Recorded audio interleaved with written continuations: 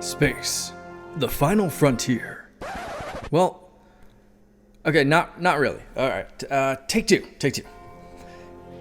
Here in the Mitten State, welcome to Code 47, bringing you all things Star Trek, spanning the quadrants, the best thing since the neutral zone. Back again, party time on the excellent on the Code 47 on the Secret Friends Unite podcasting network. This is episode 92, and I am your humble servant, Charlie Carden, Trek Lord of West Michigan, Fleet Captain of Starfleet International, the USS Grand Petoskey, joined as always by my spectacular, I don't want to say side men or sidelings or cohorts, co-host orts. How about Brent, yeah, there you go. My cherished advisors. That was the voice of Kay that you're hearing. Kay, happy Sunday to you. Happy Sunday to you, Charlie. Very good. And Peter, returning from places far unknown, getting out of the torpedo on the Genesis planet that crashed in Kentucky. Welcome back. Thanks. Oh, come on. You can do better than that. I mean, all right, I guess. Anyway, and then we decided to bring in a ringer, SFU's prominent third party, the naysayer, the man with 1,000 opinions. That would be Todd Oxtra. Todd, welcome back. It's been a while. Long live and prosper, my friends. Long live and right? sideways. Oh, there it is. Now I got it right. I like it. Very good. You're starting out real strong in a Star Trek podcast there, Todd. There you go. I'm bringing it. See, that's you can't count five minutes on when we're doing Holocron and I don't start talking about Star Trek. So, but anyway, we've got some exciting stuff going on. We've got a flux of doing something different because we don't have a new episode to talk about until next month when Picard returns on Feb 16. So over the next two episodes, we're going to be talking about some films that we've not gotten to. One of which is that we're going to talk about today is a revisit from way back when, but with something extra, and we've got some new voices. But before we get to that, we launched our Patreon this week, the Secret Friends Unite Patreon. Todd and I have been making Secret Friends Unite since 2014, and it took Mark coming along and a bunch of hemming and hawing for us to finally, take this to the next level. And we've got some new folks. One of our upper tiers of our Secret Friend Squad does actually give somebody a little added recognition on the podcast. In this case, we've got our first three people from the how do I pronounce the gentleman's last name, Todd? It's Nias. Nias, there you go. So it's Sean, his daughter Stella, and his son Henry are at our top tier of Patreon. And one of the great things they get for that is they get assigned a Star Trek alien race or race whatever, and a Starfleet job. So we're going to kick it off. We'll go youngest to oldest. So, Peter, I'm going to put you in the hot seat. You're going to give a Star Trek race and a Starfleet job to 10-year-old Henry. Go for it. All right. Well, I'm going to give Henry the race of Andorian because they're cool. Big blue antenna. Yeah, pretty intense. And for a job, I'm going to stick with my department and make you a, plasma specialist in engineering. There you go. Fun fact about Henry, he just got a 3D printer, so he is on that track of being in the engineering realm. Well, then if he really wants that, then replicator specialist. There you go. Replicator specialist. Very nice. All right, Kate, you're up with Stella. What's she got going on? Well, I think that Stella should be an Aloran, which was the race that Guinan was, or Guinan nice. is. And I think that they've been a little underserved for all of the abilities that they seem to have. So I'm going to say that she probably would be a number one because she's gotcha. She's going to be able to keep a captain in line and also be really in touch with what's going on. I think they'd be really intuitive. So that's where I'm going to say Stella goes. Nice. All right. And I'll tackle Sean, who's the big boss. He is a Klingon. And he is the ship's counselor. I know. What an odd couple. He's going to outdo Deanna Troi with, instead of saying, Captain, I sense that, he's going to say, Captain, I'm going to kill them. That's going to be his catchphrase. So yes, Sean, the Klingon counselor, not really caring about your feelings because he's a Klingon. I love it. Rage therapy, so he uses rage to heal people. Right, it's that smash therapy. You know how there's all those break rooms that are opening up all over the country, where you just go into a room and you have a baseball bat and you get to smash old TVs or like an old blender or something. You know what I mean? Did they have Sean in that Lower Decks episode where they went to the spa day and they had that Klingon in the room who was throwing a bunch of stuff and they were like, he actually went over his time by about 20 minutes, but we're afraid to let him out. Right. I think maybe that was him. I think maybe that was him. That's incredible. Sean making his first cameo already. I love it. Well, good. Well, Sean, Stella, and Henry, thank you for supporting us right out the gate. We are very grateful, and we will talk a little bit about our Patreon at the end of the show. And so without further ado, Todd, you're coming back to us. You've been with us for a couple of the movie episodes. I think we did Star Trek V way back when. I think we brought you back most recently for Star Trek Insurrection, which you and I saw in the theater. No, you did not. Wasn't that you? I've only been on once before, and that was for obviously the best Star Trek movie of all time. Right. Oh yeah, Star Trek V. Yes, the Shatner masterpiece. I swear you were on for Insurrection, but anyway, I was not. Because that would have been a bad one for me too. I know because I think that was still when I was kind of a pseudo guest, so I know that I was on for that one. Because I know that we haven't done a movie since Nemesis, and boy, did we have fun with that. But at any rate, we're gonna take the format a little bit differently today. We're gonna be talking about the original film, Star Trek: The Motion Picture. But we're going to talk about the director's edition, which was released in standard definition on DVD in 2001, and it received a beautiful, super duper re-release in HD last year, and Peter and myself sat through kind of a Q&A with some producers here in Grand Rapids, watched the film back in December, so we got just last month. And then I had seen another showing of it back in May when they first released it, and of course it's on disc, it's on Paramount Plus if you've not watched it. I think they put it back on Paramount Plus. There's been some juggling of them now. Oh, it's on HBO right now. There's been some juggling right now. Find it. That's where it is. I hear you. I own it anyway, but yeah, it was juggling around. And actually, we do have, this is interesting, we do have an extra code for the film that I think we're going to plan to loop into potentially a Patreon giveaway. So that stay tuned for that. But at any rate, because I've seen the film so much, and Peter, this certainly extends to you if you feel the same, I'm going to kind of sit back, and I think the balance of this segment is going to be about Todd and Kay talking about someone who is seeing the film for the first time, that would be Kay, and somebody who's seen the film for the first time in a very, very long time, which would be Todd. So without further ado, Peter, I'll let you read the summary that I have here, and then I say we just turn it over. All right. Go for it. So, the motion picture, if you don't remember, launched in '79. The USS Enterprise proudly soars again in this new, beautifully restored director's edition of the original Star Trek movie classic. This new director's cut features enhanced visual effects and a new sound mix, supervised by legendary director Robert Wise.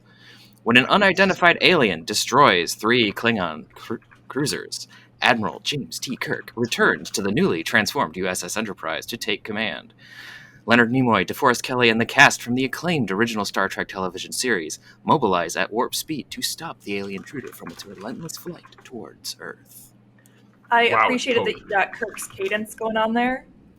I realized that I was doing it. I was like, okay, I'm just going to ham it now. Yeah. Thank you. I appreciate it. We have Captain Kirk right here in front of us. Right. You bet. Without the glasses, I don't need to read anything. Oh, God, now I can't see. Okay, so, God, Kay, Todd, take it away, please. What was this making you feel? How did this make you feel? It was a little wandering, but it was fun, I think. I was trying to watch it, so... Again, as you said, I have not seen this. Obviously, I did not see it when it first came out. I was maybe not born yet. So definitely. And so I tried to watch it from a perspective of, that time frame, how like theatrical pacings went, how cinema pacing went, the special effects that they had at the time. So I was trying to watch it with a grain of salt and being like, okay, let's look past some of the camp. Let's look past some of like the weirdness that it went on. And I mean, besides me laughing really hard at the fact that it took like 20 minutes for Kirk to like fly around the Enterprise and actually get to the Enterprise. It's 13 minutes. Yeah, I was we- like, I seriously timed it, and I was like, I think it was 40 minutes before the ship actually left dock in a 2-hour movie that was about space exploration. Mhm. We called that, when my brother and I were growing up, we called that a mercy killing. The time, because it was just like, it was. No. I think Peter, you and I have called it like ship porn, because it's like, That's exactly what it was. Yes. No, there was 3 minutes of uninterrupted, just the star zoomies. 3 minutes before we even got to the Paramount logo, and then the actual credits. And I was like, God, what was that? It was just like star scene and then music. Right. In I honestly thought my TV had broken, that I had paused it or somehow like looped it or something, because I was like, what is going on?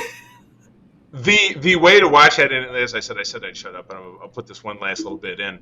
The way to watch that is to have the disc, which I do, but you turn on the text commentary by Michael and Denise Okuda, they're technical people, and there's words to fill you out while the music plays, so you get music in the show. But other than that, commentary. it's just like, okay. I always watch the film with their commentary, even though it's been the same commentary since 2001. They didn't update it, but when I watched it again, I did that again, and that way you can sit through that music and just be like, okay, well, because it tells you that here's a brief history of Star Trek, blah blah blah blah blah. Okay, now I'm going on mute. Watch me. So Katie, I think my history with this, you're far younger than I am. I still did not see this when it came out, but I saw it on VHS at my aunt's house because she was the only one that we knew that lived close to us that had a VCR. That's how bad, old times this was. So she rented it, and I was probably like 6, and I don't remember a damn thing. I just remember it being very boring, and I'm like, okay, it's Star Trek, right? This should be fun, because I used to watch TOS with my dad on Channel 50 on reruns. So I'm like, oh, I'm excited. There's going to be lots of cool stuff. No. And I'm like, okay. So now going back to this, to your point, and someone brought up ship porn, this made me think of, okay, this is the first time we actually have a big budget to show things we've never seen before, to do things with modern technology. And it's almost seemed like this was proof of concept to say, hey, this is why we should do more Star Trek, because look what we can do, and it will be amazing. But wow, other than that, wow, this movie was of a time. And it almost felt like a bit of a parody of itself in a lot of ways from the original show. And I don't know what it was trying to do. It was like it was like a Master of None. It was trying to be like a really long episode of Star Trek, but it felt like it abandoned a lot of things you normally would get from the original series, which was at least something would happen fairly regularly to keep the pace up, maybe because it was TV versus movie. So, and obviously being a direct response to Star Wars, which just came out 2 years earlier, they wanted to be something diametrically opposed to that, not a lot of action. And so I don't know, it was weird. Some of the things I picked up, I had the subtitles on because I do that when I work out, and I've got it on. There was a song title name, and I'm like, it was something like Dream to Fly or something. That Life was is the that's how that song. Leah's like theme. The In the beginning, song for Star Trek. Okay, because it was weird because it kept on coming up, and I'm like, okay, I didn't know they had a theme song name, so I'm like, okay, that's interesting. But they didn't do that for anyone else, so it's like, it was just very odd. It's like that one specifically hung up. But yeah, it was definitely interesting how this show was this movie was I guess, trying to reinvent Star Trek in a way for a modern audience that had been mature, had seen more things. What was it? 2001 had already been out, so we'd got more elevated sci-fi on screen.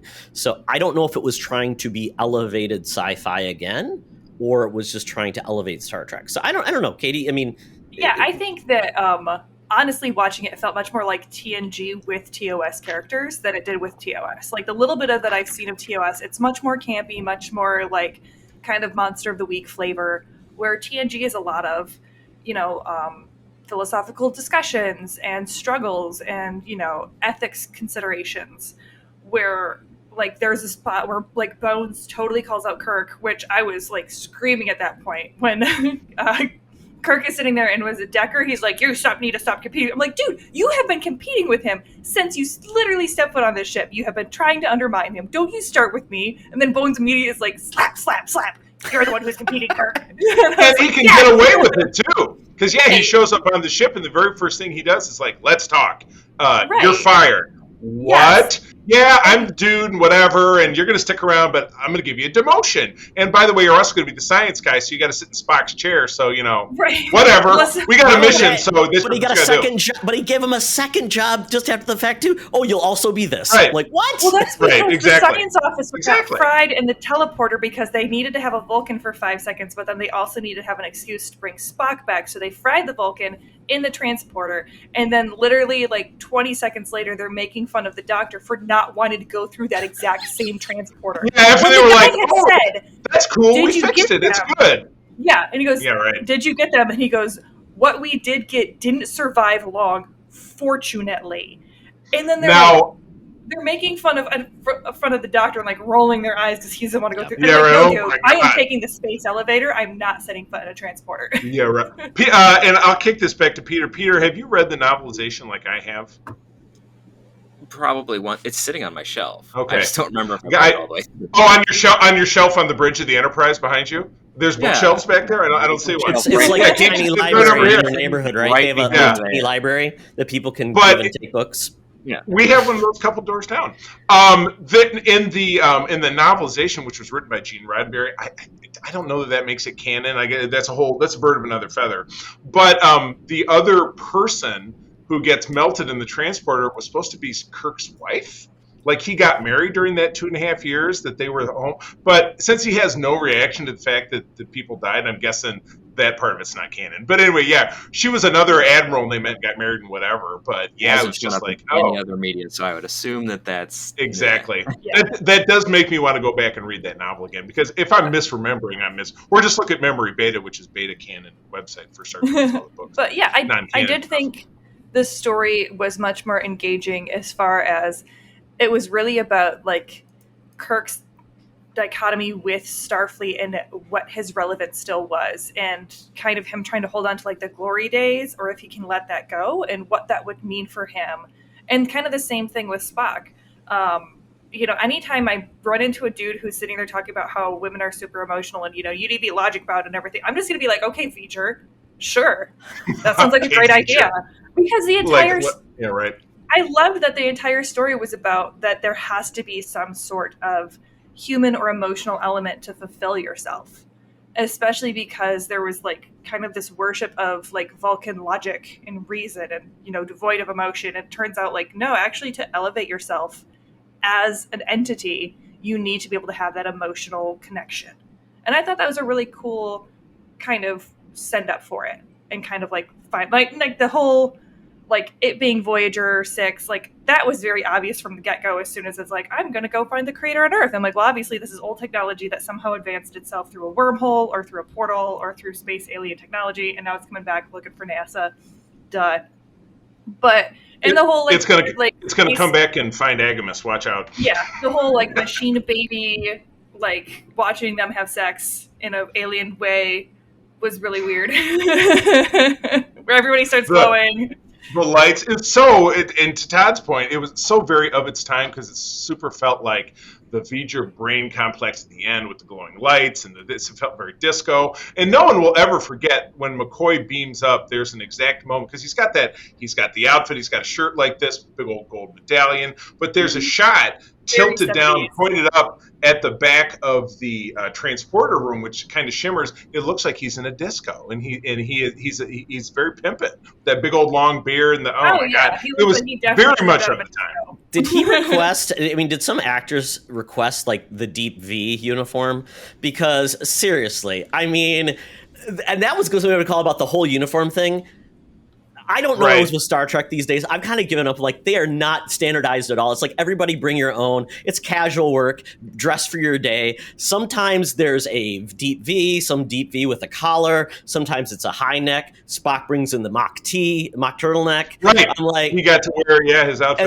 And then Kirk is like dressing like differently. He goes here, then he's wearing the short sleeve thing that you're wearing, Charlie. But then he's wearing the gray uniform. And I'm like, at this point, I'm like, they don't know what the hell they're doing. Like, nobody understands the rules of uniforms and what you dress for. It's not like it's a battle dress uniform. Like, I was in the military. Right. There is standards for why you dress a certain way. You have like 5 outfits, right? That's the thing. Right. Starfleet isn't a military. But still, like, even non-military organizations, they have standardized dress codes because Right, of yeah. I also Well, I look will- at it as the fact that you're on a ship 24/7, and yes, you're going to have a uniform, but there's also going to be different variations, so you can be comfortable. Well, and Sure, well, but I mean, but still, but I think this is like totally ridiculous. I mean, I picked out like 85 different variations, and like that doesn't even make sense because then you can't even identify people's roles very easily. They do it really well because they have the rec deck scene where Kirk calls everybody in so they can watch. They watch the space station Epsilon 9 dissolve. The thing is, and here's the benefit about that text commentary I was telling you about by Michael and Denise Okuda. If you watch it, at one point when they're closer to the films, it's addressing the uniforms. The costume designer was Robert Fletcher, who went on to do costumes for TNG. Wanted a lot of subdued tones because on the big screen he didn't want anything taken away from the actors' faces. And yeah, you're right. There are probably 10 to 12, maybe 13 different documented versions of uniforms in this, including the radiation suits in engineering, different utility suits. There's ones that zip up. There's ones that are wraparounds. There's ones that are jumpsuits with pockets. There's that are one piece. There's two pieces. Blah blah blah. It's a whole dynasty. But the people who made the show and who were in the movie, and I can attribute to this personally, hated those uniforms so much it was a negotiating point to come back and make Star Trek 2 that they couldn't have them anymore. And they turned them into the enlisted uniforms that you see through the rest of TOS and into TNG in that era. They dyed them a different color, and now they don't, about the background extras, they don't care what they wear. So, but the main actors, that's when they got the kick-ass jacket, the Monster Maroon in Star Trek 2. So I was going to ask you about some of the weird parts of the uniforms too, because we're in the future. The logo insignia badge, you like this thing? Is stitched on like somebody's got a jacket. I'm stitching it on, but then you've got like the plastic thing, which I don't know what the purpose of that is. There's a hypothetical purpose. Hypothetical purpose. Peter raised his hand. You've got a badge item, but you've got like a wristband, which apparently is the communicator. Yeah. Now, Peter, go ahead. You were going to speak up about the per scan. Yeah. Which So is it's even a non-canonical name. Yeah. The wristband is the communicator at this point, which actually does return again in Star Trek 2.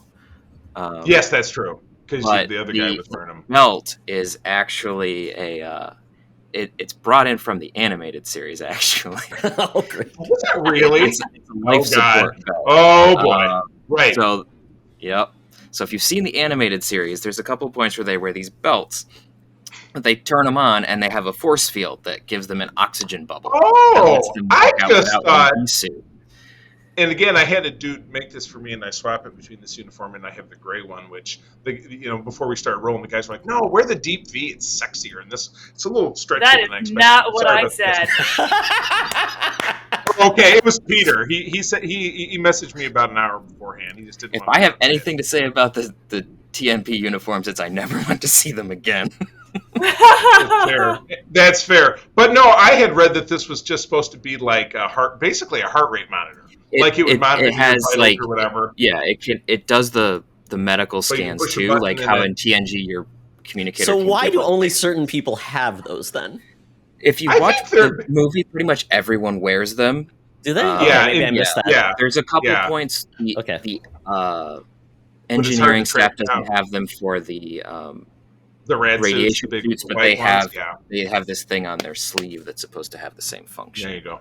And the rad suits do survive on through the rest of the franchise films. But as I said, the jumps, like the one-piece jumpsuit, becomes the enlisted jumpsuits, and other than that, everything went in the trash. It just absolutely hated. Yeah, the shades of brown, like the Navy has a uniform where it's so the khakis bad. And it's ugly. And I think even Uhura, I was reading some notes. Uhura basically said, Nichelle Nichols basically said, I don't want this thing. This is not an Uhura thing what she would wear. So it was weird that the especially how iconic the uniforms in the TOS is. Bright, colorful, really iconic. And they went to this where everything just did not stand out, very muted. And to your point, Charlie, there was a reason. So I guess it makes sense. It's just to me, the only Peter's uniform point, that really stood out was the Admiral's uniform that he wears at the beginning of the film because it had the metal gold pin. It was two-tone. It had more going on.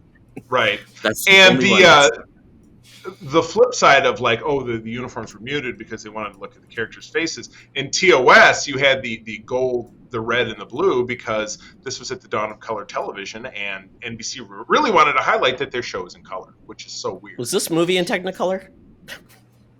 Probably weren't most things back then. No, it's just where we see it in Technicolor. That was right.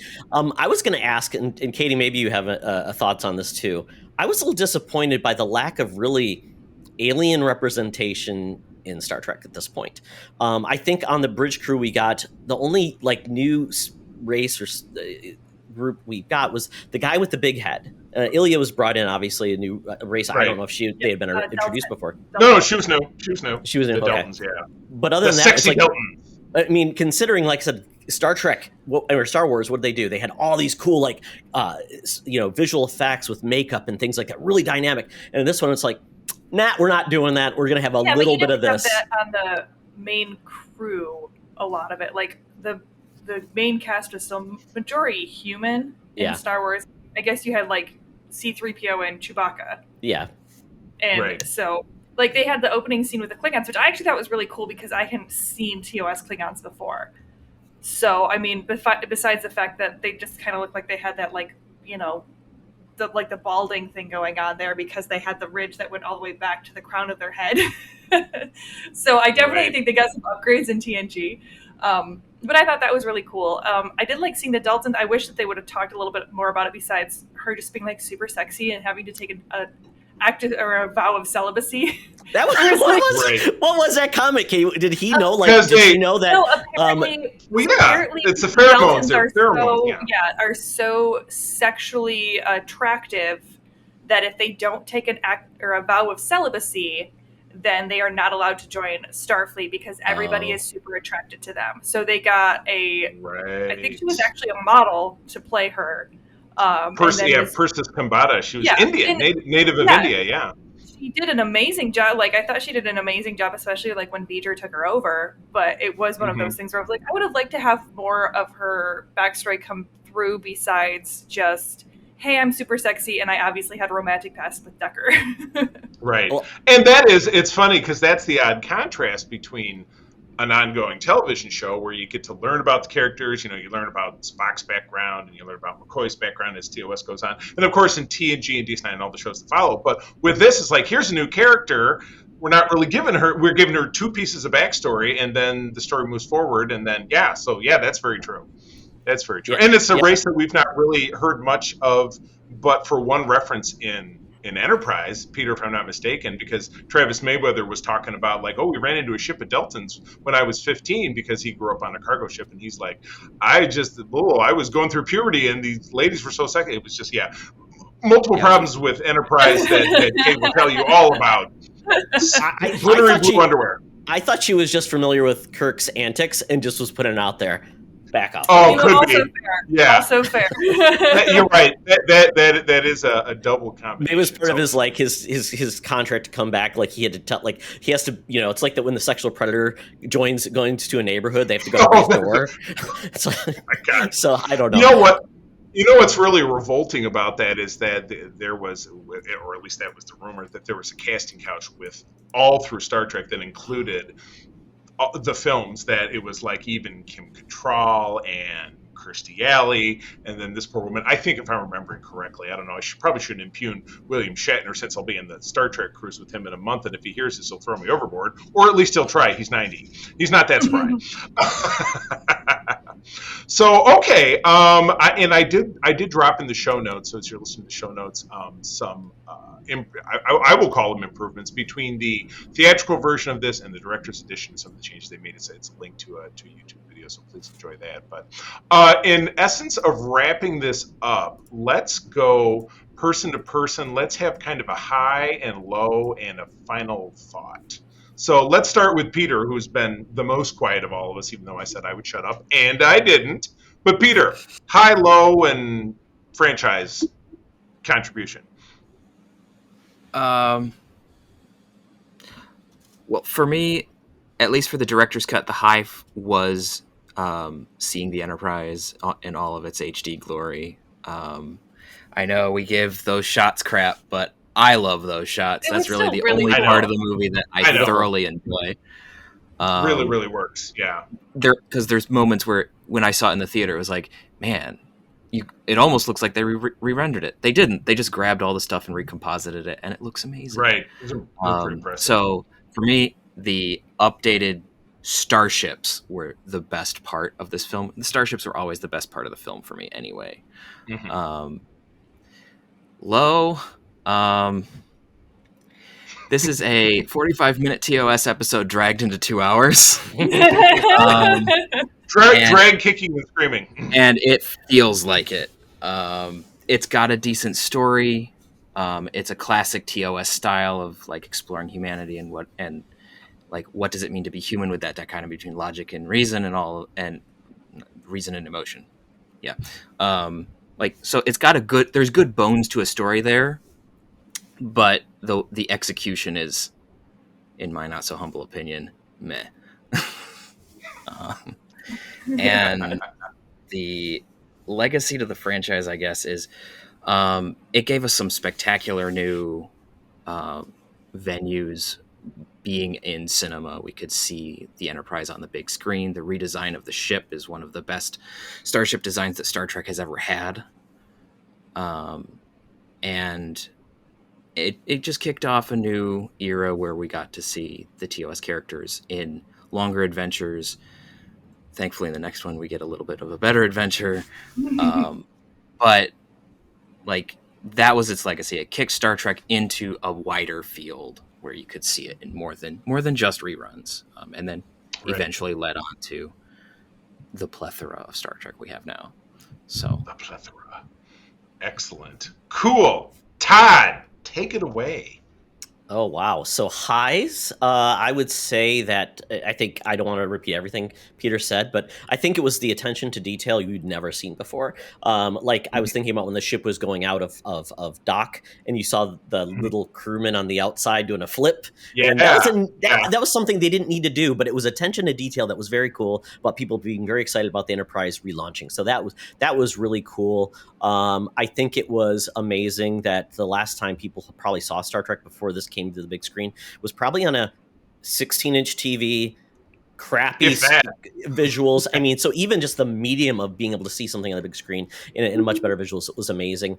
And once again, this is kind of the first thing I can remember having a franchise reinvigorated with fan fervor and like a proof of concept this can work. And so I think that's the biggest contribution that they showed that this could work. I don't think this movie did that great, but obviously what Peter said, the next movie is what really cemented it was going to stay around.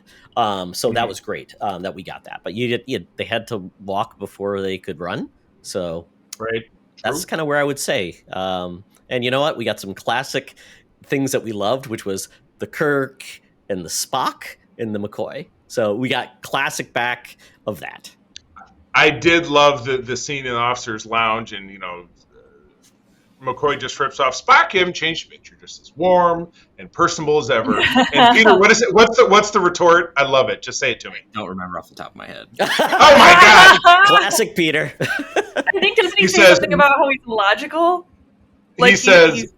Yes, nor have you, Doctor, as your continued predilection for relevancy demonstrates. That's right. That's classic zing. Buzzing. I love it. So much zing. So low points. I think, once again, Peter hit so many things. Good structure of a classic story, like the anomaly, don't know what it is, have to investigate. Then it's resolved. And the points that I think because they wanted to do like a more of a cinematic experience. I think that's what led them down the path of like these prolonged looks, a lot more of the orchestral theme coming through. That should be a drinking game. Every time you heard those classic Trek themes come on, it was a lot. I nearly got a heart attack because the leveling was so bad. The voices were so quiet, and then all of a sudden it'd be like trumpets. And I'm like, oh my gosh. But you know what? I don't think we saw anyone's acting game raised. So I think it's probably might have a direction problem because the amount of times I heard the call and the response of Spock and then Spock. And then it's like the back and forth. That and you're like, oh. So I don't know if Kirk was doing like an impression of himself at this point. Like that's what he remembered his acting was like. So he's like, I'm going to raise it to 11. But other than that, I think what the really disappointed me, this is bringing back the crew. And essentially they were reduced. Yeah. Everybody else but the three majors were reduced to like one line here, very generic. It could have came from anybody else. It could have come from somebody we never met before. But these are classic characters that should have something, some growth or something like that. But, so they could have completely changed the plot to do more with the rest of the characters. So I think it was a big missed opportunity that we finally got more growth with those characters. Once again, felt like they were really underserved to that. So that's a really big disappointment for me. And under that, it did feel like the classic. I think Asimov actually gave some story help to make sure things worked. Yep. He sure did, yeah. I mean, maybe this is me just watching too many sci-fi things. This felt like a very similar premise we've seen a billion times before, but maybe back in 1979, this wasn't as more of a rote premise, so maybe it was more original back then. But when I watch it now, I'm like, Katie, I think you said, yeah, I knew where this was going, so it didn't feel very original. But yeah, I mean, it was fun. It was spun right off of a TOS episode called The Changeling, which had a rogue droid they find in space that it's the exact same thing. I'm from the past. My circuits are damaged. I'm trying to find my creator. I mean, it was the same shit. So yes, you're absolutely right. Yeah, and then lastly, I guess the thing that would be why this is still important for Star Trek was they got the theme song from the Next Generation from this. So I'm like, I didn't realize that. Now I'm like, oh, I guess that's what happened. So very cool. Well, if you get the Farpoint soundtrack, you can hear the original theme that they were going to use for Next Generation. Be happy we didn't get that. Was it as bad as Enterprises? No, it just feels very, very mid 80s. It did not. It did synthesizers not. No, actually, if you watch Farpoint, you can hear the theme. They use it especially in the first season. But it's one of those if it had been there, TNG would not have aged as well as it has. Not exactly as classic. All right, Katie, take us home. I'm going to forego this for time, but I will. I want to hear your thoughts before we wrap it up. Yeah, I think highs for me were being able to see the crew for some of the first times and really being able to watch it grow and watch, at least like Todd said, with the core group, you got to see a lot of kind of growth and dynamicism between them, which was really, really enjoyable. Lows for me would definitely be that it felt like I was watching two different stories because you had the whole V'ger in tension with Spock trying to figure out if his human side he should embrace that or if he was trying to forgo that, and then you had this whole Kirk, am I relevant, am I not relevant thing going on, and I would have really wished they would have just forgone that other part and just focused on Spock's story and the catalyst between him and V'ger, because I think that was a much more interesting situation and you never really got the full idea of why that draw was there. And so I would have really, really liked to see more of that. And I also agree that I think Uhura had one line besides just being background noise. And I really was disappointed that the secondary crew didn't get more front time than what other crew members did. And they've got these brand new crew members that I do not really care about or know about. And they're major catalysts in this story pushing forward. And I was just okay, sure, I guess. I mean, you can really tell with those secondary cast members, even in the opening titles, because there's 10 names on one play card and guest starring, blah, blah, blah, blah, and it's everybody. So it's just you're right. They're all it's a big ball of twine. You know what I mean? Of all those characters. And I think as far as legacy to the franchise, I think it really did a good job of cementing itself as something different than Star Wars and saying we are not Star Wars, we are going to be something different, which I think was really, really important. To Todd's point, this came out 2 years after Star Wars did. And so to come on and be we're not going to be fantasy sci-fi, we are going to be philosophical discussions about what the future of space exploration could mean for humanity. And not that there's anything, better or worse to either of those. I love both of them equally, but it does mean the reason why I can love both of them equally is because they are so different. And I think that that's what really helped bring Star Trek and make it so that it could be a separate movie and it could be its own thing and they could keep growing because they were both growing in different directions. Right. True. Wow. this has been really dynamic. I've really appreciated this. So, Todd, thanks for joining us. And wow, it's kind of crazy to wrap it up. So, Todd, where do people? I mean, besides the obvious, where do people find you out there on the internet? Yeah, at Oxtra on Twitter. That's where I primarily stay, and just appreciate everybody joining us on this journey of Patreon as we join that. So go to our Patreon page. Go to patreon.com/secretfriendsunite and learn more about us. Once again, glad I could join you guys. This is a lot of fun. I'm a big fan of Star Trek, but not as devoted to it as you are. But I love hearing about it. I'm glad we have a show.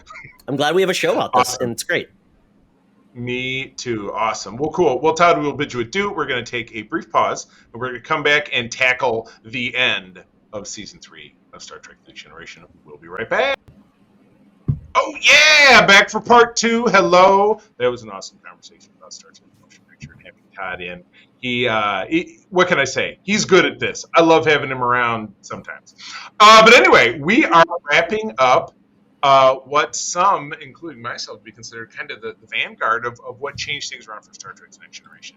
Season 3, which is now, we're getting into late in 1990, and the show is getting into its final stretch of 6 episodes, most of which I think are huge winners.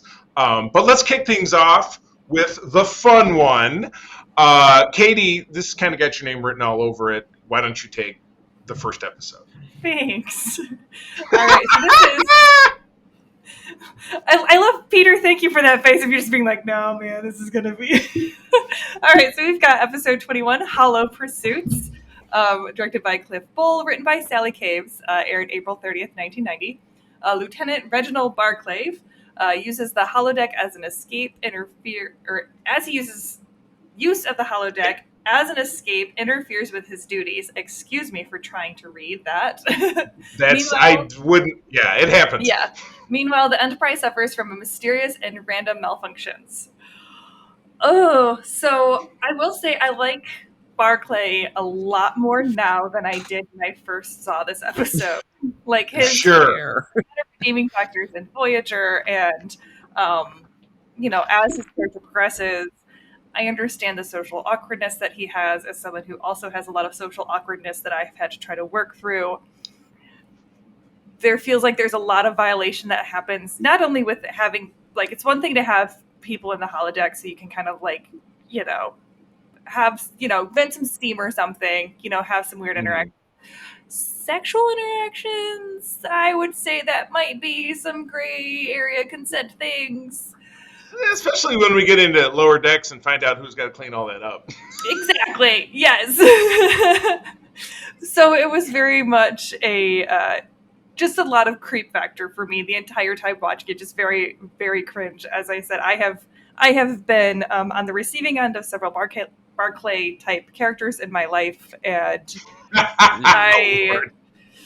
I was not vibing with this episode. I don't know. What do you guys think? I mean, I totally agree. Seriously, it's played for laughs, and but again, consent issues. Same thing Riker said. Well, people shouldn't be recreated on the holodeck essentially without their consent. I can't disagree with him there, but everybody does it. But you can really empathize with Geordi, and I really like early on. He's like, we just got to get rid of this guy because I can't stand to be around him, and he sucks. And they're talking to Picard, and he's like, well, that's kind of your job to find a way to make him a part of your team because you're his commanding officer. So why don't you, knock it off? So I like that Picard, captain's got a captain. Sometimes you got to take, the drama and put a pin in it and deflate the balloon. Because both Geordi and Riker were like, yeah, he sucks, dude. And, he got pawned off on us by this other captain who said he was great, but he knew he wanted to get rid of the guy because he's a weirdo.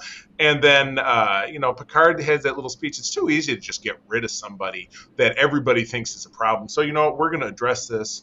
You're going to be a CO to this guy. And they end up becoming best buds. Right. And I which think is super, super cool. It's really great because once, Picard kind of slaps Geordi in line and is like, hey, what are you doing to help this guy then? Like, are you Right. just continually antagonizing him? I mean, they're calling him Lieutenant Broccoli, for Pete's sakes. Yeah, exactly. Yeah, So- which is super not adult or mature or certainly Yeah, professional. and so I Yeah. think that helped Jordy kind of see like how they were talking over him every time Barclay had an idea, like you saw with Wes, where they were just kind of, not necessarily sparring, but it was just that kind of like competitiveness of like, okay, talking over each other, like let's just get ideas out, and Barclay needs a moment to be able to, really articulate what Right. he's thinking. And so Jordy calls Wes out on that. It's like, hey, listen, you didn't do anything wrong, but you need to give him a chance to speak before you just talk over him, so Right. that Barclay can, build his confidence up. And I thought that side of this story was really, really great, of watching Barclay kind of come into his own and seeing how having a good support structure can really help someone flourish. Right. No, I love it. Peter, how about you? I think you kind of hit everything on the head for what I think about this episode for the most part, with Barclay's Yeah. character growth and everything. I love Barclay over the course of time. He is Right. also a character that I can relate to on multiple levels, not the creep part. That's just You Right. don't make your own holodeck characters? yeah. A lot of that probably, speaks to a lot of the social anxiety that maybe a lot of Trekkers have. I mean, people who Oh, enjoy yeah. Star Trek. So he's the everyman kind of Star Trek character, because not everybody is a Kirk or a Riker or a Data or a Picard. Some of us are just regular schlubs that We're just he describes mortals. himself. Yeah, he says, you go to a party and you feel more comfortable studying a potted plant in the corner than speaking to anybody. I mean, and Yeah. that's they really hit the nail on the head with That's this. right. So yeah, I was Yeah. pretty impressed. I do have to say, I do appreciate some of the humor in this, mostly the character moments. Yeah, The one that really stuck out to me was like when Troy tells Riker, "Oh, you can't just start deleting things, blah blah blah blah," and then there's the version of her, and she's like, "Oh no," and Riker's like, "Belay that," and then you just get this shit-eating grin. Like, yes, it's not the greatest, but just the crap between the two characters is just Right. hilarious. Yes. Or the Exactly. fact that he made Riker super, super short. Yeah, he's super short. And Yeah. then it's just like, well, some people find your height intimidating. You just see Riker go. Mhm. Like, that whole bit where they have to face that's just Yes. funny. And I think Yeah. if they would have taken out the sexual aspect of the Doctor and Troy, it would have been Yeah. so much better. But Right. the weird, like, sexual conquest that he had with those two kind of playing. yeah, is really like the right. goddess of empathy part with when I was a kid, I didn't pick up on any of the sexual stuff. So to me, it was just like, Sure. oh, look, it's Athena, whatever, and I'm like, that's weird. And then I moved on. That's So to me, weird. it's just a funny moment, because when I first saw it, it was just there wasn't any sexual connotation. It was just like he's got Right. Troy dressed up, and she thinks it's fun. She doesn't like it, and Riker's giving her Oh, crap boy. for it. So Yeah, that's no so doubt. contextually, that's why I think that's funny. But Absolutely. but yeah, the humor in the episode it's got some misses, but it's generally pretty funny, and Right. the underlying Agreed. story's great. So, Yeah. It's anyway. definitely like a hit and miss. Like, where it's strong, it's really, really strong. And where it's weak, it's like, ugh. Yeah, right. I mean, that's exactly. that's Yeah. for a lot of season 3 Yeah. of TNG, where they're like, Mhm. Right. they hit really, really high points, and then when they go low, you're like, ooh. Ooh, that's low. Yes. All right. Well, cool. Let's move it along. Peter, next one is you. The Most Toys. Directed by Timothy Bond, written by Sherry Goodharts, aired May 7th, 1990. Kivas Fajo. You'll hear that name again. An obsessed collector go. is determined to add data to his private collection of unique items. Ooh. My. Yeah. This episode is decent, I think. It's not like my favorite, but it's decent. You get a whole bunch of kind of commentary on materialism and what it means to just, I just want things, and it doesn't matter what it takes for me to get it. And if one of those things is a person, who cares? Yeah, right. Yeah, and the ultimate expression.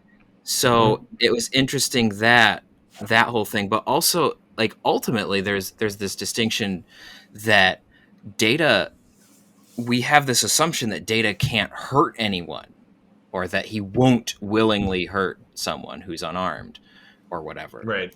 He's basically Asimov's rules of laws of robotics where he can't willingly hurt another being. Can't kill all humans. Yeah. But there's a moment in the end which I found very interesting, and they focus on it for a second because they want to leave it nebulous, which is classic TNG, which is really, really good, I think. But there's a moment where Fajo kills his assistant while she's trying to help Data escape. And then you see Data pick up the phaser. He points it at him, and Fajo's like, "Oh, you're not going to kill me." Da, da, da, da. And then he gets beamed up. That exact answer. Yeah, he's kind of doing it like this, but jazz hands. Yeah. So then, right at that moment, Data is beamed up, and I think it's O'Brien on the controls at that point. But he's like, "Sir, I think there was a phaser discharge." You just see Data go, and he says like a brief thing of like, "I don't think so," but it's one of those like Data was faced with just unadulterated murder, and we had this split second where Data had like a very, very human moment. This is one of those moments where Data just acts humanly in spite of himself, like he's not fully aware of it, and wants to basically avenge that upon the inflictor of this was a grave injustice and you need to be punished for this. And I thought that was interesting. Like, is it the right response? That's why TNG doesn't answer that. They leave it nebulous. Right. But the fact that we see something that's that horrible, and then the instinct, and that's showing Data has human instincts, right? His instinct is to respond and to be like, "No, you did something wrong." It's something where there's a character building moment, and it's a step towards humanity for Data. We can argue whether it's a good step or a bad step, but it's a step. See, and that's interesting because I saw that as a different type of point, because Fajo is sitting there arguing like, "Oh, you want to like kill me and avenge her, but you can't, and I'm going to keep you here regardless because you can't hurt me." And Fajo ends up making this argument kind of for his death, where he's saying, "You cannot escape, and I will keep you, and I will be, you're basically your tormentor and your captor." So in Data's mind, I was like, oh no, logically, he's going to look at this as, yes, you cannot kill unless it's out of self-defense. And at this point, this is self-defense, because for him to be able to survive and for him to be able to escape and do what he was programmed to do, he's going to have to kill this guy. Yeah, there's that too. Right? That's where I took that of like, logically, you're not making a case for yourself, bud, because Data can reason this out then. I must have forgotten that line, but yeah. Yeah. No, you're right. I mean, I know, yeah. I think that both points stand, though, as far as like what Data's reasoning was. Right.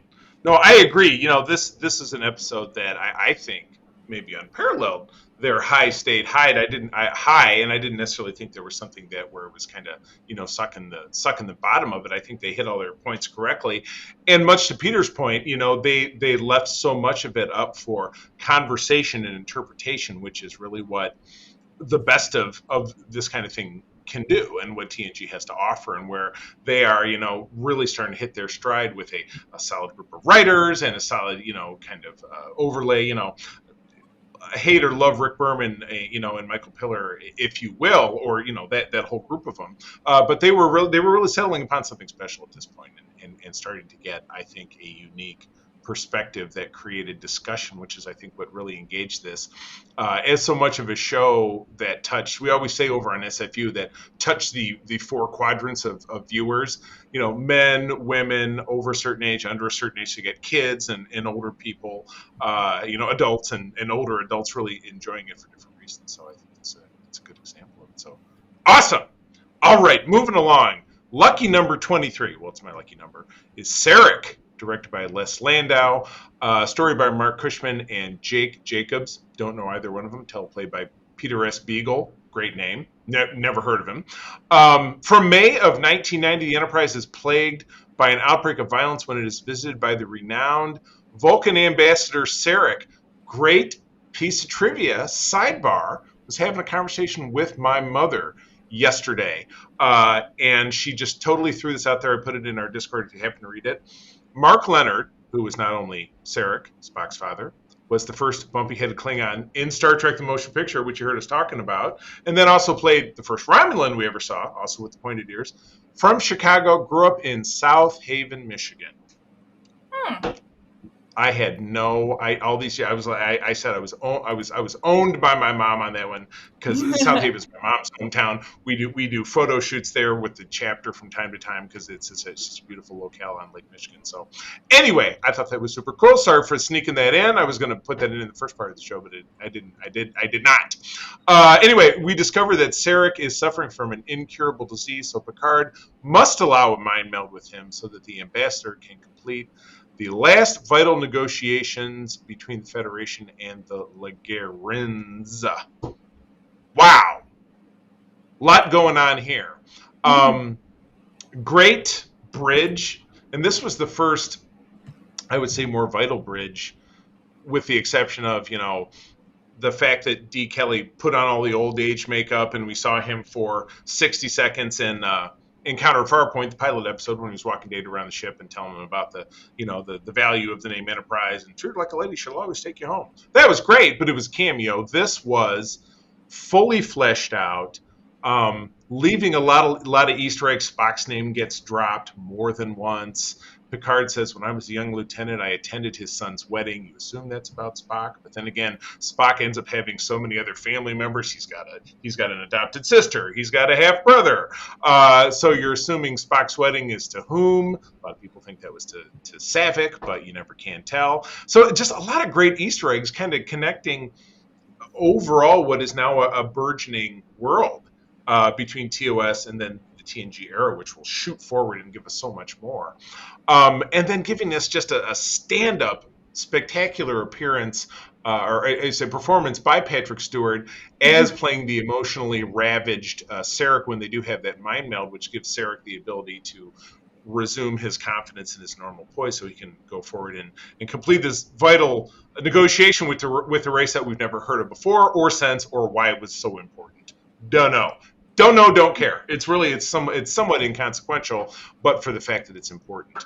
I feel like this was kind of hitting it on all spots. So what do you guys think? This was the chunk, I feel like, of season 3 that just Patrick Stewart just ate it, because there were so many episodes where he just really shone as far as his acting skills and his job. Like, you can see that classic theater training come forward. You can see this, like, just the skill that he has, and the reason why they gave him, this role is because he's able to hold himself to such a caliber, and it is just absolutely great. Peter. I really like this episode. I particularly enjoy that weird balance that they have with Sarek, where they're like, he's a distinguished diplomat. Like, he has legacy. He's this really famous person, but he also has a mental condition, and it's degenerative. Like, it's getting worse. And how they handle that, like, it felt very real, where like their people are hiding it from him to an extent. They're hiding it from everybody else if they can. And they're not managing it. Like, they're just like, it's kind of the, oh no, it doesn't exist. Right. We'll just power on through it. It'll be just fine. And I thought that it was interesting how they kind of worked through that and eventually got Sarek himself to face that. Like, okay, I have to see that I have this. No one else wants me to see this. I need to see this. I need to do something about this. Please help me. And then Picard is willing to help. And I thought that was a really beautiful thing, where you have, like, it takes them a long time to like figure out what's going on and all that. And there's drama, and that's interesting. Yeah, and it does really have some underpinnings of ageism to it, as far as like our fear of acknowledging, as we get older, and the issues that we might face while we're growing older, and how people won't let us acknowledge that or try to hide it from us because they think, we're too enfeebled or we're too fragile, or they just don't want to acknowledge it themselves because they know that inevitably it's kind of a mirror of, I might be this person and I wouldn't want to acknowledge it, so I'm not going to let them acknowledge it. Right. And yeah. So that's one of the things that I really, really like about this episode. There's a little bit of continuity later with Sarek, where we get the wrap up to all this. Right. but it's also just kind of a nice thing to see like characters be vulnerable in this way, and this is one of the episodes where they actually do that, and they do that really, really well, I think. So, solid episode. Rock solid. Oh, Katie, you are not in luck for getting the jokey episode, so you're back around for the next one. It's okay. Sorry. This is a great episode. Yeah. Menage a Troy. Woohoo! Tra-la-la. Yes. Directed by Robert Legato, written by Fred Bronson and Susan Sackett. It aired May 28th, 1990. The Ferengi kidnap Counselor Deanna Troi and Lwaxana Troi, and Commander Riker. And this episode was, I thought, just a hoot overall. I mean, again, this is one of those where you can almost see Patrick Stewart trying just not to laugh because he is just enjoying himself so much as he's waxing. He is waxing on poetically about his love of Lwaxana Troi, and this gave you the Picard. So good, yes, yes, yeah, absolutely. So, oh my god! I thought overall it was just a lot of fun. I mean, you had these Ferengi who thought that they were going to get away with just outright kidnapping people. I mean, and of course, Lwaxana's being Lwaxana and trying to meddle in Troy's love life as Troi and William Riker are just trying to have, a nice casual, maybe too casual, some leave time. Little smoochy poo. Yeah. Maybe just some, friends with bennies, and, while they're having some breakfast bennies out in the park, Why the hell not? It's the 21st century. Exactly. No shame. Yeah. No, they should do that. And so these Ferengi decide that they're going to kidnap them because one of them decides that he's in love with Lwaxana, or, in love, as much as a Ferengi can be in love. Wants to possess. He's in love with her. Would love to possess. That's a good way to put it. Yes.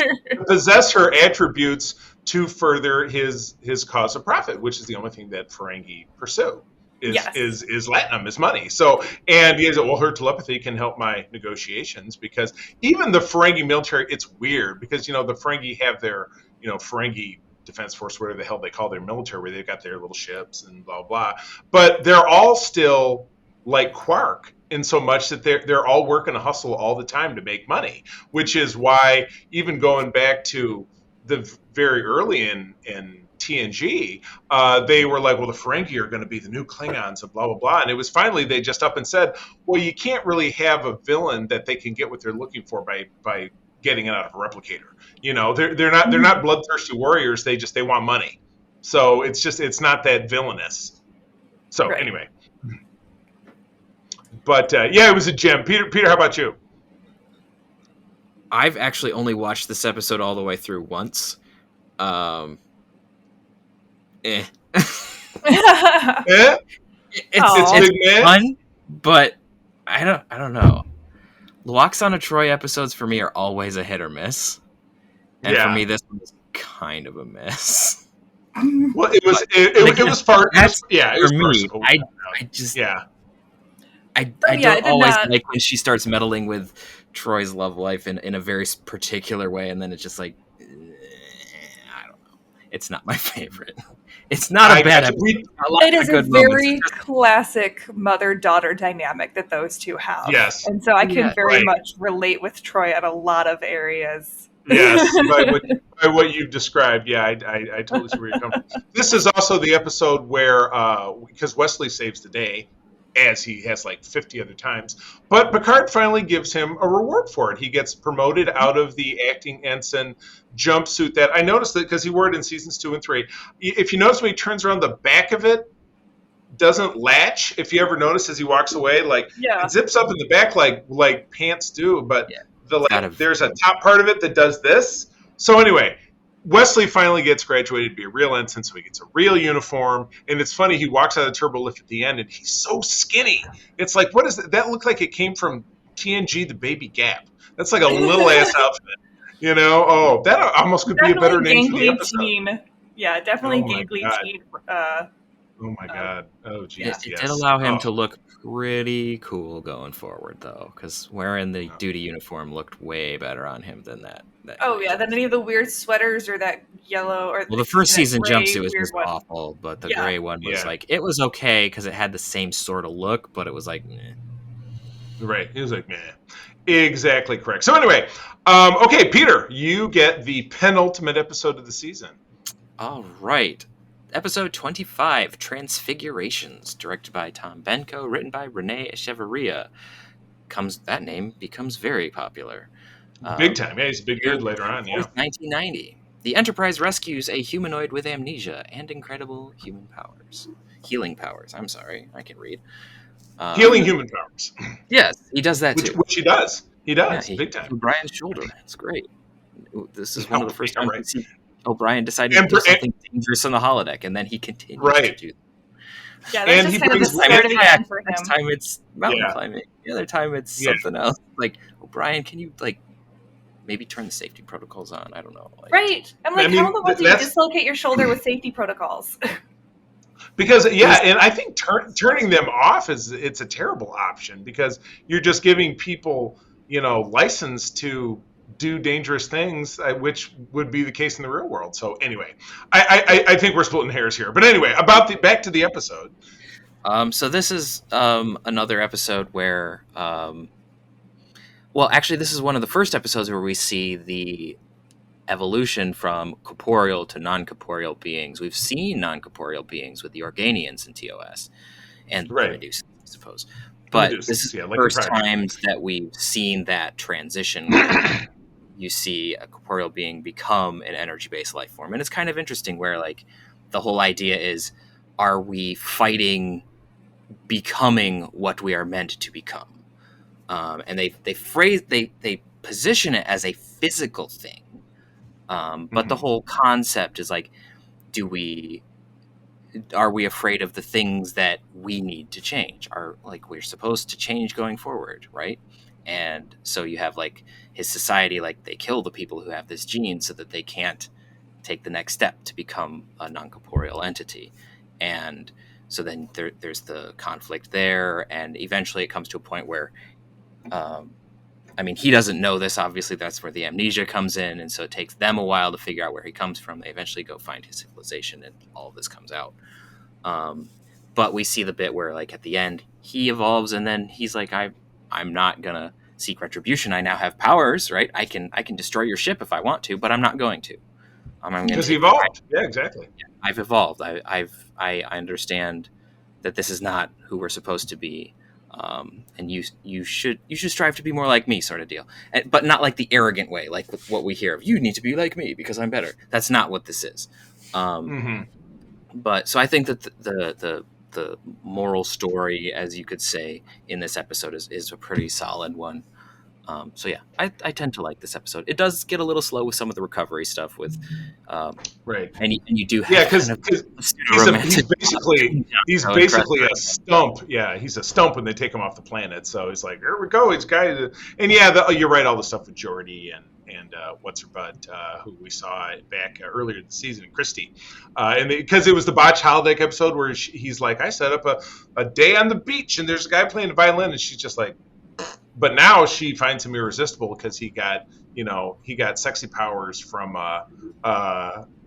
this John guy, and then Worf is like, I've been tutoring him. There's some good Worf comedy in this one. Oh yes, Worf is very good in this one for sure. Worf, this is where Worf starts to become a gem. Worf is a gem. Right, exactly. Worf Instead is of just precious. being like, oh, precious Worf. Katie, what's your take on this one? I really, I agree with a lot of Peter points. I think that it was a really great way to show, like, kind of a metaphor for fear of change and fear of moving forward. I did get hung up a little bit just because evolution, it's such a misconstrue of what evolution is. I'm like, does it just happen with one generation? It's over. It's just one dude. Yeah, it's over a lot of a series of generations. It's not something where it's just like that. Not reason they had, like, because they said it's a gene that's been kind of evolving. It's like, it doesn't work that way. It doesn't work that way. Then you just turn into a glowing whatever. Yeah, then you just turn into a glowing dude in a very obviously, like, just one of those Halloween, store suits, because you can literally. Oh yeah, you're right. Like the hold on, let me see. Make sure you take off your wristwatch. Yeah, exactly. Oh yeah. So I mean, like, it just made it kind of funny for me, where I'm like, aha, 90s graphics. But I think Big overall, like, they did a great job of building up the relationship between John and Dr. Crusher without it being weird. Like, at one point, Will even says, he's like, oh, you got a thing? And she's like, no, I just kind of find him interesting. And I thought that was really good as far as showing his genuine relationships throughout the ship while he was there, and the reason why they would want to be an advocate for him instead of it just being something random, like they'd kind of do with like Troy or someone else, or Riker, where they're just like, oh, yep, and now they've got the hots for this person because they've known him for 20 minutes. Yes, well, like you said, the evolving sexuality of the 24th century. It's it's wild west of dating. I guess. So that's cool. Yeah, I agree with you. Very classic Trek, and seeing how Starfleet defends and risks for new life forms, which is obviously what they're all about. But yeah, it's a very convenient. Like, we rescued him, and then he was a stump of a person, and then he regrew, and then he had these powers where he went. Worf was trying to apprehend him, and Worf got hit by a cargo container, and it killed him, and the guy just went boop, and Worf was fine again. He threw him off a balcony. Well, he threw him. I was thinking about the episode. His Worf does barrel break his attack, neck. His energy Yeah, exactly. pushes him off Right. the balcony, and he breaks his neck. Yeah, breaks his neck. Where later, when he breaks his back in season 5, it'd be awesome if this guy would come back and fix that, but then we would have had that whole great episode. I know, exactly. So, all right. Well, we're moving on to the piece of resistance, the creme de la creme.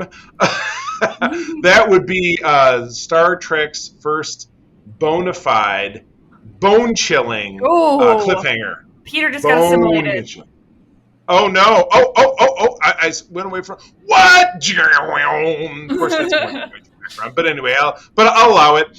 This would be The Best of Both Worlds, Part 1, directed by Bull, written by Michael Piller, who's, a pillar of the Star Trek writing community.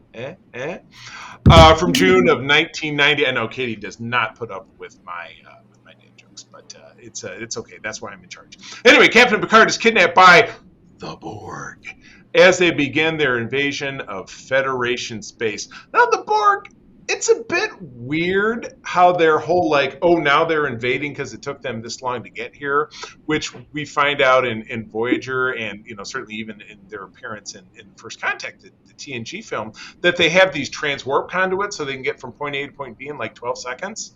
But yet, it took them this long to reach Federation space. After first, a year ago in the Q episode when they first met, they were like, oh, that was 8,000 light years away or whatever, and then they've just continued on their way here. So throwing all of that out the window, oh my god, is this a classic. Holy cow. I don't think they miss a beat.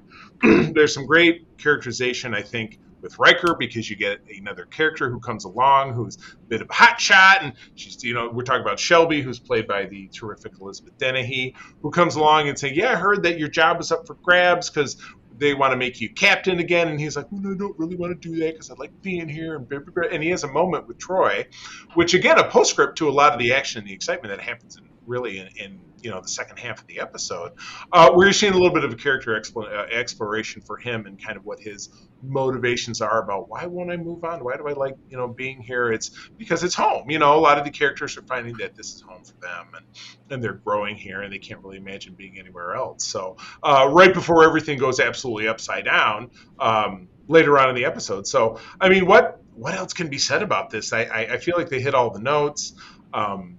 That, you get a lot of great character moments, you get a lot of great franchise moments that obviously you'll learn to realize as time goes on, because in the Borg's first appearance they were simply defined and then whisked away, but this brings it back to really what their grand plans are, because they spent a year or they spent 12 seconds thinking about, well, this is how we're going to assimilate this other half of the quadrant, the Alpha Quadrant in the Federation, or whatever it is, by having a spokesperson, and we think it should be this Picard guy because he commands the, it's all very by the numbers. You command the flagship of the Federation, and you're going to be our propaganda guy.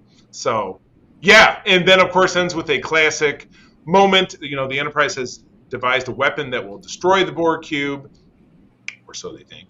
And then at the very end of it, they go where they try to rescue Picard. They can't pull it off. And they're all back on the bridge, and everybody's like, Riker, don't push the button. We can find a way to save him. And he's like, no, we're out of time.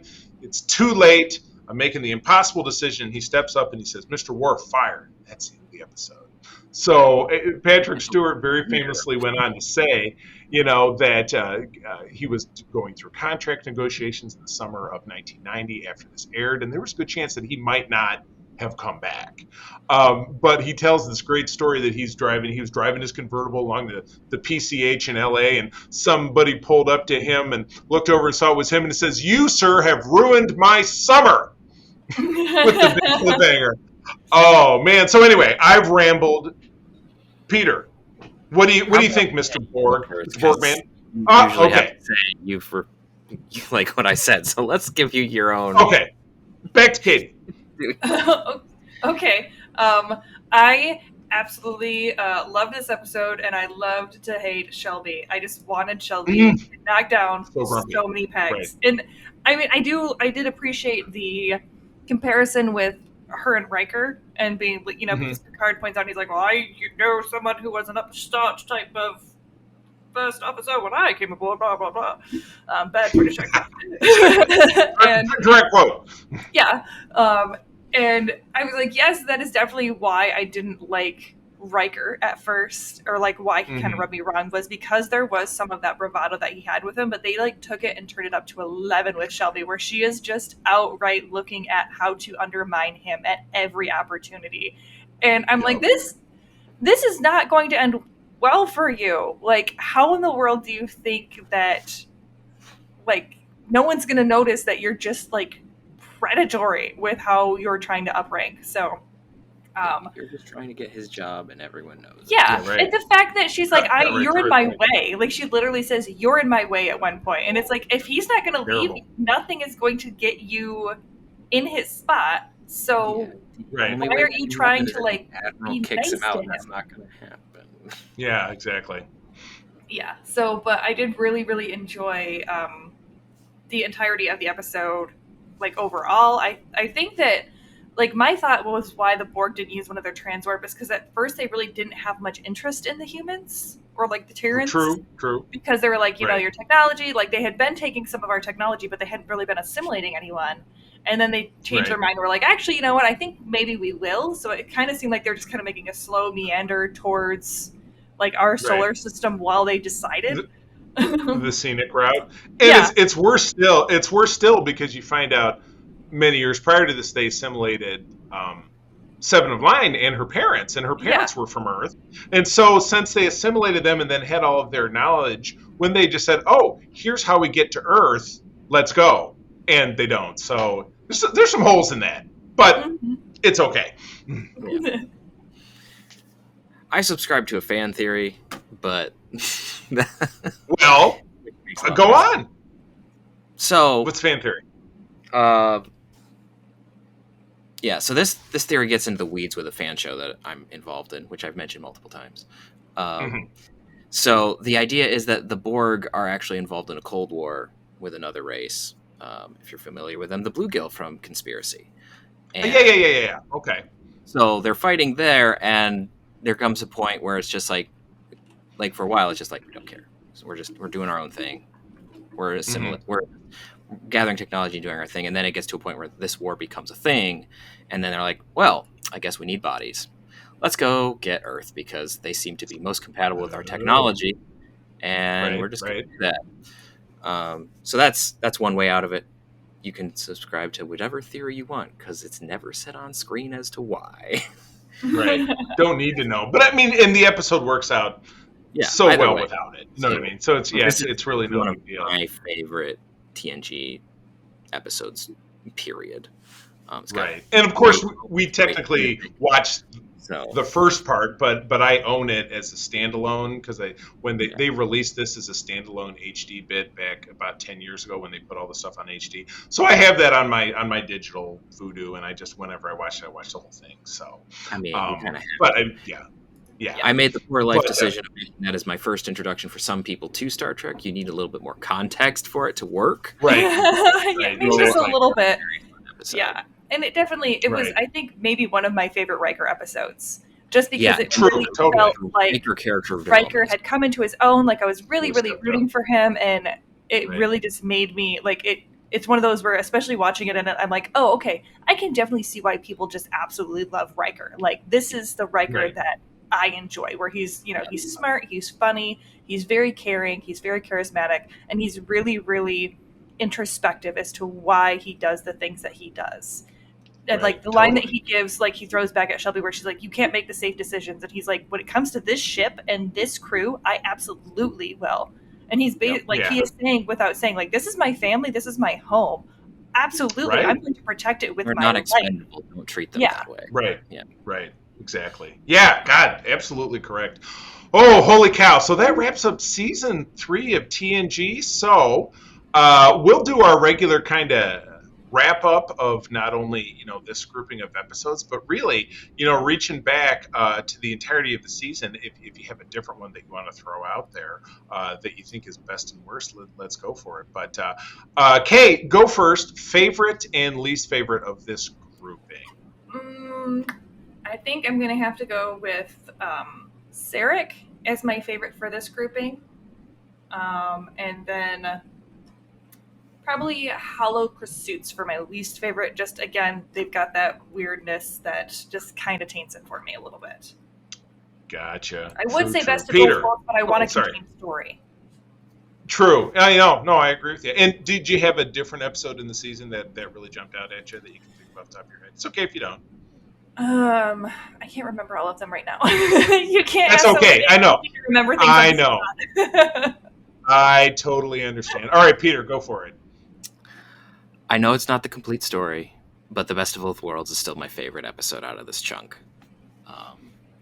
It's just a great episode. I love the Borg when they're done right, and this does it really well. Right. So this is one of my favorites.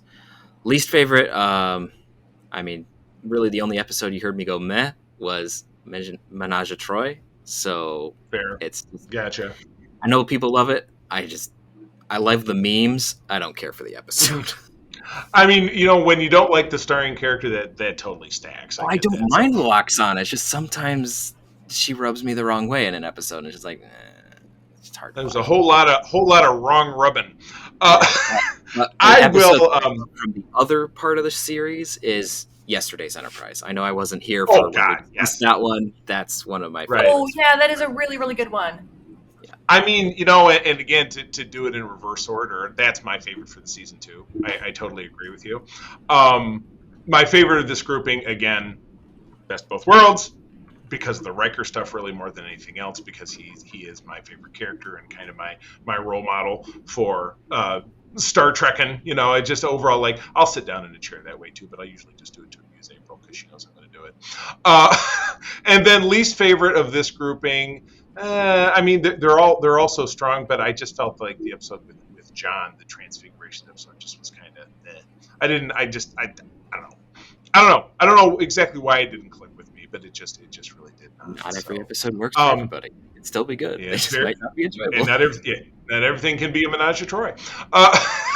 Well, cool. Well, this was awesome. So this wraps up, obviously, as I said, season 3. Next episode, we're doing a little break in format. We're going to take on the Kelvin versus JJ Star Trek films. That's Star Trek 09. Into Darkness from 13. And yes, we have to.